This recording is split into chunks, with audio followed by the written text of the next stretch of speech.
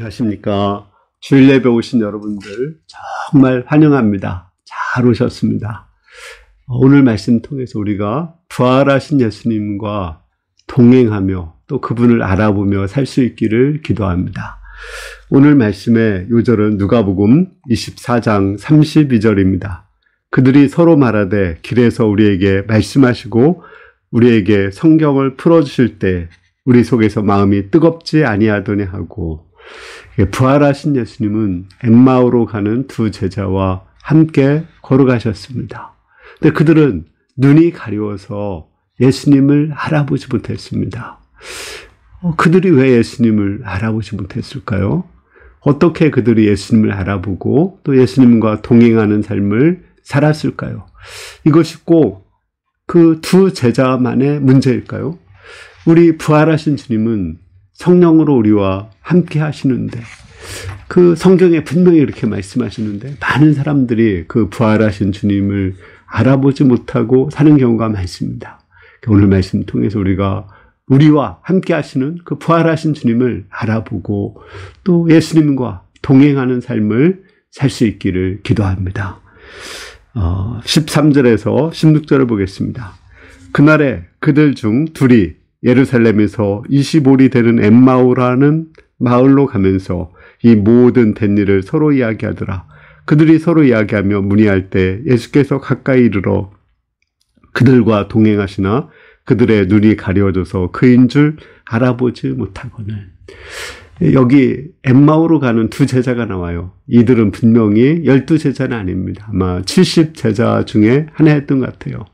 그들은 예수님께서 많은 능력을 행하는 것을 보고 예수님이 로마 정부를 몰아내고 왕이 될 거라고 생각했습니다.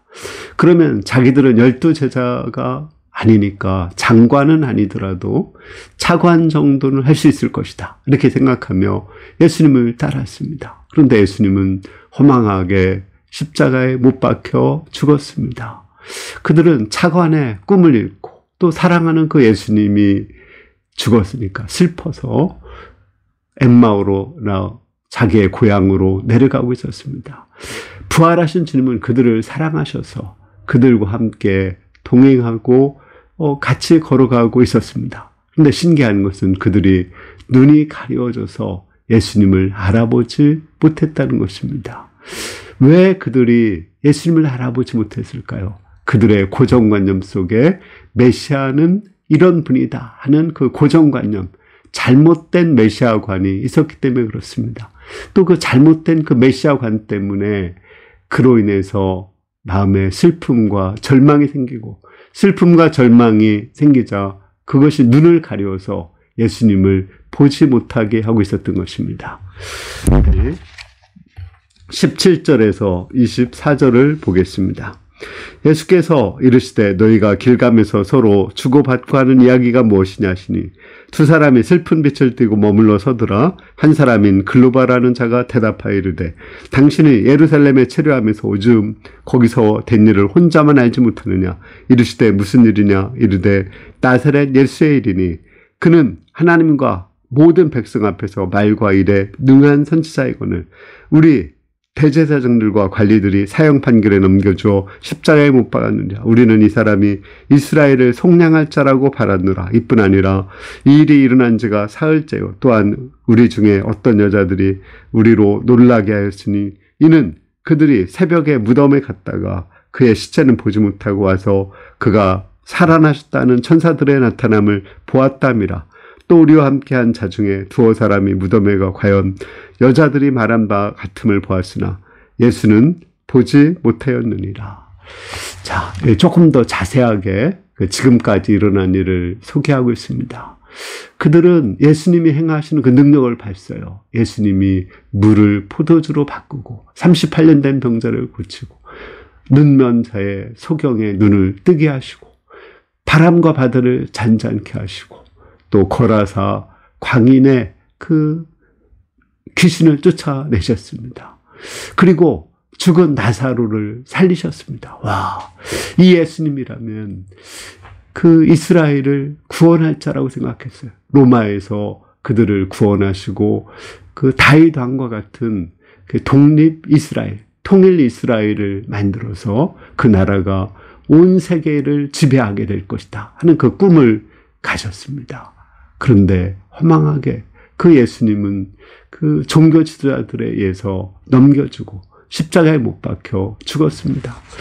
예수님이 죽자 그들의 꿈이 물거품처럼 사라지고 또 그 지금까지 예수님을 사랑했는데 그 사랑한 예수님으로 인해서 마음에 슬픔이 생겨서 그들은 고향으로 내려가고 있다고 했습니다. 예수님이 죽으신 사흘 후에 여자들이 무덤에 갔다가 예수님이 살아났다는 말을 들었지만 그것도 좀 넌센스 같이 여겨졌고 또 두 제자가 가서 빈 무덤을 보고 왔지만 그것도 믿을 수 없다고 했습니다. 그들은 그를 통해서 예수님의 말씀을 기억하지 못하고 성경을 기억하지 못했습니다. 정말 예수님이 부활하셨다는 것을 생각하지 못하니까 아는 만큼 보인다고, 예수님이 부활하지 않았다고 생각하니까 부활하신 예수님을 보면서도 부활하신 예수님을 알아볼 수가 없었던 것입니다. 우리도 마찬가지입니다. 하나님은 우리 사랑하는 자에게 고난을 주시죠. 하나님은 자기 아들을 사랑하시기 때문에 고난을 주시고 또 하나님이 자기를 사랑하시는 그 이스라엘 민족에게 엄청난 고난을 주셨습니다. 왜요? 사랑하셔서. 그 십자가의 고난을 통해서 그들에게 하나님과 더 가까이 가게 하시고 하나님 나라를 소망하게 하기 위해서 고난을 주신 것입니다. 그러나 많은 사람들이 그 잘못된 메시아관을 가지고 있습니다. 그들은 이 세상에서 잘 먹고 잘 살려고 하는 그런 메시아관을 가지고 있기 때문에 메시아라면 이 세상에서 잘 먹고 잘 살게 해야지 왜 고난을 주시는가, 이런 고정관념 때문에 예수님을 알아보지 못하는 것입니다. 마찬가지로 하나님이 정말 우리를 사랑하셔서 사랑하는 자에게 고난을 주십니다. 십자가는 우리가 여름상에서 전한 것처럼 신의 한 수입니다. 이를 통해서 우리가 하나님과 깊은 사랑의 관계성을 맺을 수 있고 하나님 나라를 소망할 수 있습니다. 그런데 하나님이 정말 사랑한다면 우리에게 건강을 주시고 물질적 풍요를 주시고 성공을 주셔야 된다는 이런 고정관념 때문에 그 예수님이 부활하셔서 우리와 함께 하셔도 그것이 하나님의 사랑으로 느껴지지 않고 예수님을 알아보지 못하는 것입니다. 우리는 성경에 기초한 바른 메시아관을 가져야 됩니다. 25절에서 27절을 보겠습니다. 이르시되 미련하고 선지자들의 말한 모든 것을 마음에 더디 믿는 자들이여, 그리스도가 이러한 고난을 받고 자기의 영광에 들어가야 될 것이 아니냐 하시고, 이에 모세와 모든 선지자의 글로 시작하여 모든 성경에 쓴 바 자기에 관한 것을 자세히 설명하시니라. 예수님은 제자들에게 봐라, 내가 부활하신 예수다, 나를 만져봐라, 이렇게 말씀하지 않았습니다. 오히려 예수님께서는 그들에게 성경 말씀을 조곤조곤 가르쳤어요. 성경에 약속된 메시아는 어떤 메시아인가? 고난을 받고 영광에 들어가는 메시아, 십자가에 죽으시고 부활하시는 메시아입니다.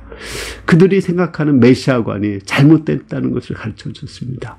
그들이 생각하는 메시아는 이스라엘의 정치적인 독립을 하고 또 현실적으로 그 이스라엘에게 번영과 성공과 축복을 주는 그런 메시아죠. 힘으로 세계를 다스리는 그런 메시아죠. 그런데 성경에서 가르치는 메시아는 그렇지 않습니다. 십자가의 메시아고 이스라엘 민족만의 메시아가 아니라 전 인류의 메시아고, 우리의 정치 문제, 경제 문제를 해결하는 메시아가 아니라 우리의 죄의 문제, 심판의 문제를 해결하는 메시아입니다. 우리를 하나님 나라로 인도하시는 메시아입니다. 그런 메시아관을 가르쳐줬습니다. 그 메시아관을 바로 고칠 때 그 메시아관의 기초에서 십자가를 보고 십자가를 볼 때 예수님을 알아볼 수가 있는 것입니다. 그렇습니다. 우리가 바른 메시아관, 바른 그 복음을 가져야 되죠. 요즘도 얼마나 많은 사람들이 잘못된 메시아관을 갖고 있습니까? 예수님 믿으면 번영한다, 성공한다, 축복받는다, 이러한 병 낫는다, 이런 메시아를 가지고 있어요. 물론 이게 아주 잘못된 것도 아니기 때문에 사람들이 속는 거예요. 왜 예수님 믿으면 복 받죠. 기적이 일어나죠. 예수님의 성경에 신약 성경의 3분의 2가 병자를 고치는 것입니다. 예수님이 그 오병이로 5,000명을 먹이고 7병이어로 4,000명을 먹였습니다. 광야에서 만나를 먹여서 40년 동안 이스라엘의 먹는 문제를 해결해 주셨습니다. 실제 예수님을 믿으면 표적과 기적이 일어나서 병든 자가 일어나고 또 우리 베드로도 한 번에 많은 물고기를 잡았습니다. 이런 성공과 기적이 나타나요. 아까도 얘기한 것처럼 예수님은 많은 표적을 행하셨어요. 38년 된 병자를 고치고 죽은 자를 살렸어요. 그런데 문제는 이것을 위해서 예수님이 오셨냐는 것입니다. 아닙니다. 그는 하나의 결과고 그를 통해서 예수님을 보고 하나님 나라 소망을 갖고 또 십자가를 영접하도록 보여준 것입니다. 베드로에게 많은 고기를 잡게 했지만 그를 업으로 삼지 않고 죄를 깨닫게 하시고 사람을 낚는 업으로 오히려 변화시켜 주셨습니다. 우리 예수님께서 오병이어로 5,000명을 먹였지만 계속해서 먹을 것을 주신 것이 아니라 예수님이 그들에게 십자가에 살과 피를 먹어라. 내 살이 참된 양식이고 내 피가 참된 음료라고 예수님은 말씀하셨습니다. 그를 통해서 정말 예수님을 알고 죄사함 받고 천국 가도록 가르친 것, 이것이 복음입니다. 그런데 이것만은 안 해요. 물론 정말 우리 현실에서도 하나님이 축복을 주고 표적과 기적이 나타나게 하십니다. 그것도 인정을 해야 됩니다. 그러나 그것은 수단이고 목적이 아니고 하나의 결과지 그것이 원인이 되는 것은 아닙니다. 우리가 바른 메시아가 십자가를 통한 하나님 나라, 십자가를 통해서 영광에 들어가는 그런 메시아를 가져야 됩니다. 사랑하는 자에게 고난을 주시고 질병도 주시고 때로는 실패케도 하시는 그러한 메시아가를 가질 때 우리는 우리와 함께 하시는 그 부활하신 주님을 알아볼 수가 있습니다. 그러나 성경만 배웠을 때 이들이 예수님을 알아보지는 못했습니다. 28절에서 32절을 보겠습니다.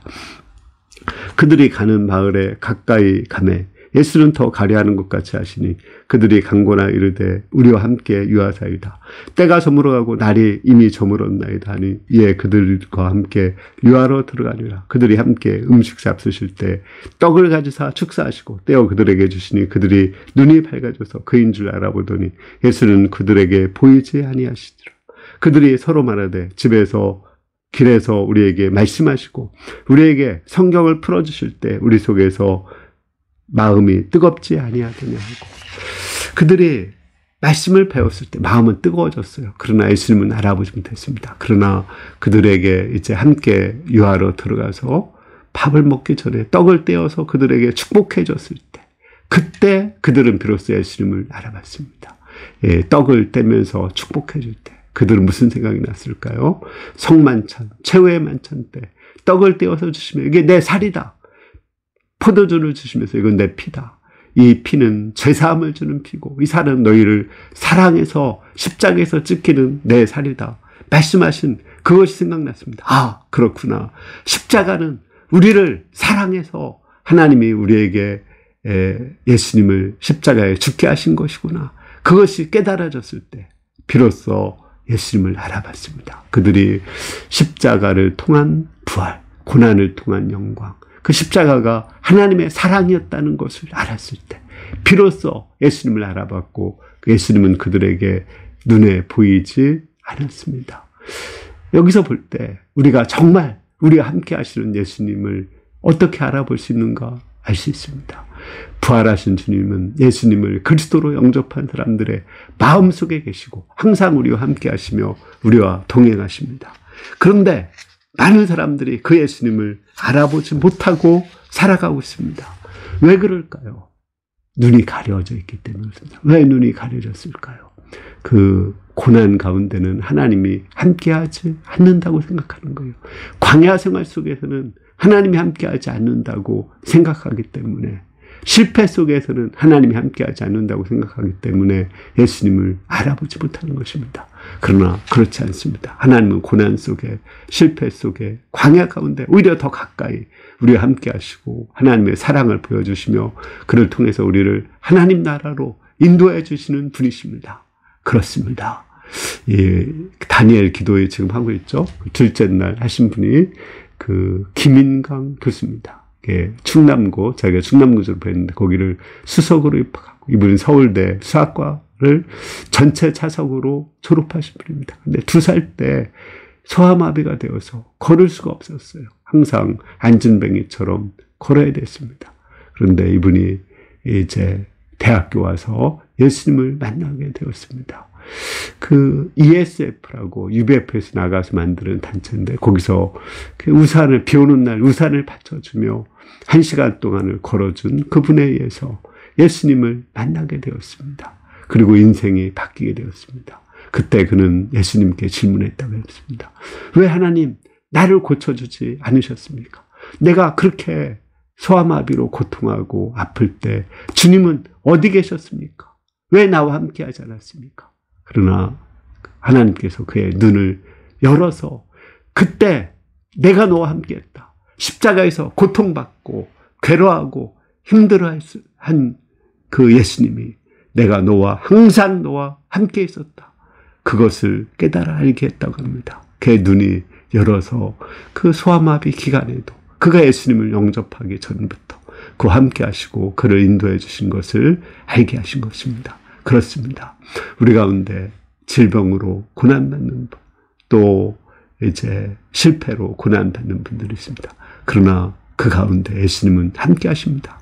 물론 건강한 사람도 예수님이 함께 하십니다. 우리는 성경 말씀에 기초해서 십자가를 통한 부활의 예수님, 고난을 통해 영광에 들어가신 그 부활의 주님이 항상 나와 함께 하신다는 것을 기억하고, 또 그분을 알아보고, 또 그분과 동행하며 이렇게 우리가 아름다운 삶, 예수님과 동행하는 그런 삶을 살 수 있기를 기도합니다. 그래서 우리의 동행이 하나님 나라까지 이어지기를 원합니다. 에녹처럼 예수님과 동행하다가 들림받아서 하늘나라에 갈 수도 있고, 예수님과 동행하다가 죽어서 천국에 갈 수도 있습니다. 우리 모두가 예수님과 동행하면서 천국으로 걸어갈 수 있기를 기도합니다. 기도하겠습니다. 부활하신 주님은 예수님을 영접하기 전부터 우리와 함께 하셨고, 예수님을 영접한 후에도 항상 우리와 함께 하시는 줄을 믿습니다. 우리가 예수님을 알아보고 예수님과 동행하며 천국을 향해서 걸어가게 도와주십시오. 예수님의 이름으로 기도했습니다. 아멘. 예, 감사합니다. 이번 한 주도 우리가 영적인 눈을 열어서 예수님과 동행하며 예수님과 함께 천국까지 즐겁게 걸어갈 수 있기를 기도합니다. 감사합니다.